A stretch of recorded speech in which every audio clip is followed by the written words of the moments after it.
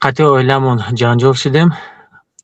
Якум бор гуфтам ки ҷавоб додагиай. Рав дигар ғамам нате. Баъди як ҳафта бо ҷанҷол шидем, ҷанҷоли сахт. Дар ин вақт гуфтам ки як талоқа 3 талоқ, як талоқа 7 талоқ, як талоқа 10 то 100 талоқ. Гуфтам бира ай пеши назарам дигар ғамам нате. Ҳамин гапа гуфтаму хестам омадам Россия. Баъди 6 моҳ хестам рафтам пеши падару модар. як бои муллоро ёфтам, гуфтанд ки мо айсарака шуморо никоҳ мекунем. И гуфтагиҳои худат як талоқ ҳисоб шидагиай. Як бои муллоро ёфтанд, никоҳмон карданд. худам боварӣ накардам. Баъди 2 рӯз баъди никоҳ бо обратно билет гирифтам, хестам омадам.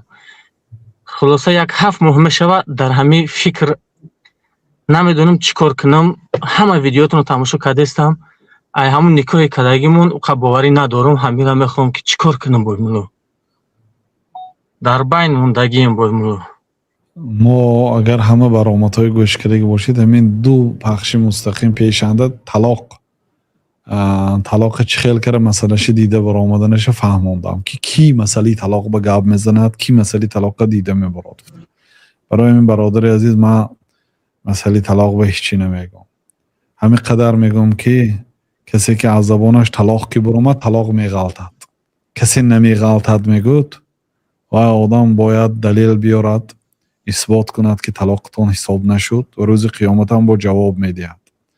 барои михи як бобои муллои акадом қишлоқ ёфтаам диан, яъне ки вай сеҳргар аст, фолбин аст, илм дорад надорад, ин кити никоҳ намешавад. яъне назди илмдор бояд мерафтид он зану шавҳар. аллоҳ мустаъан. охи бародаро,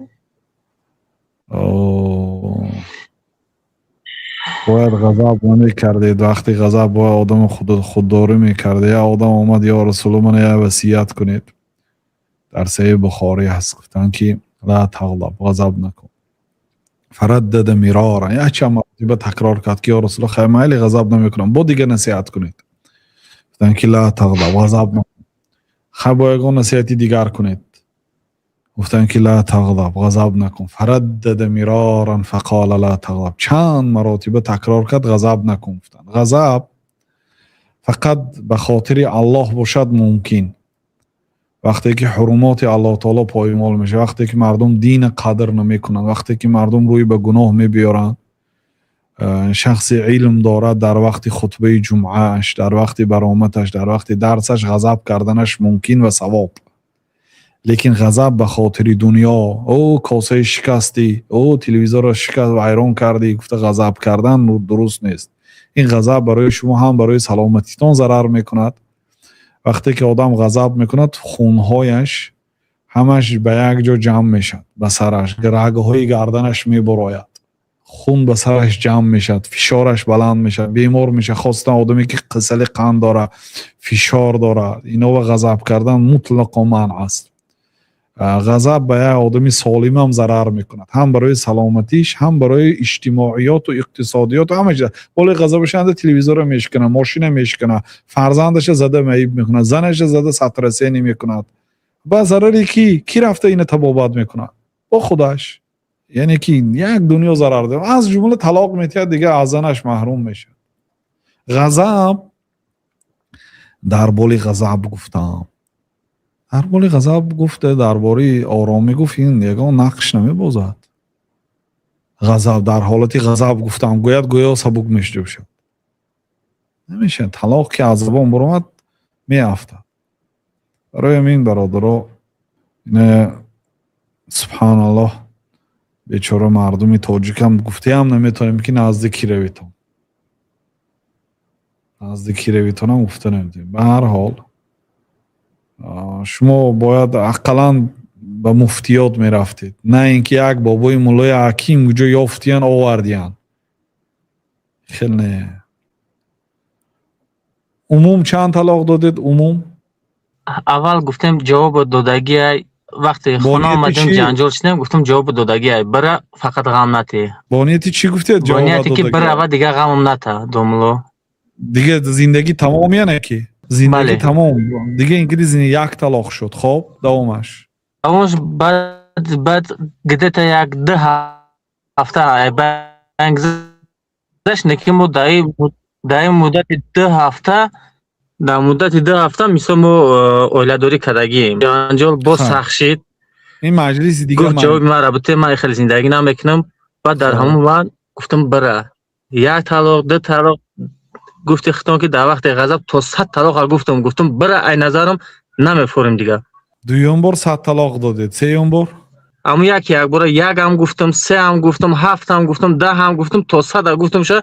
گفتم همین لیش بده، همین دلی تو پر شوه که تو گفته سعی که جواب مرا بده اینا بره دیگه خط غم نته.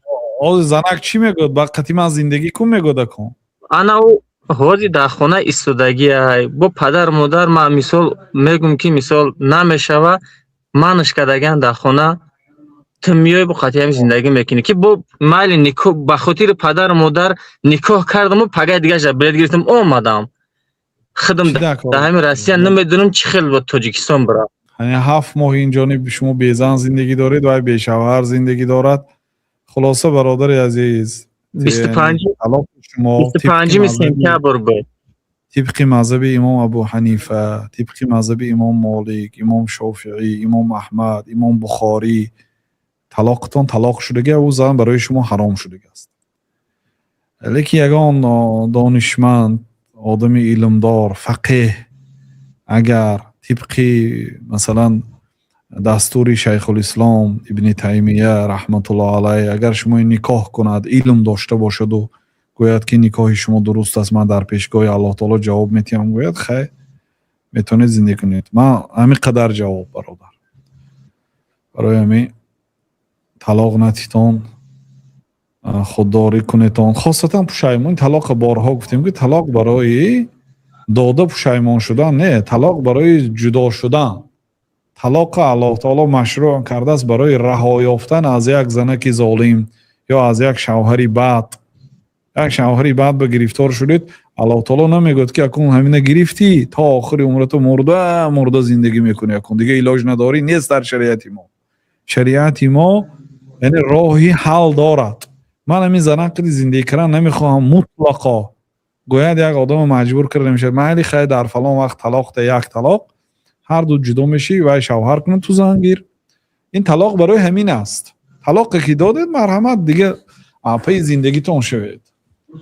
الله تعالی نصرت یا برادر کن. همین قدر ما هم بنده الله هستیم از دست ما هیچی نمیبیاد.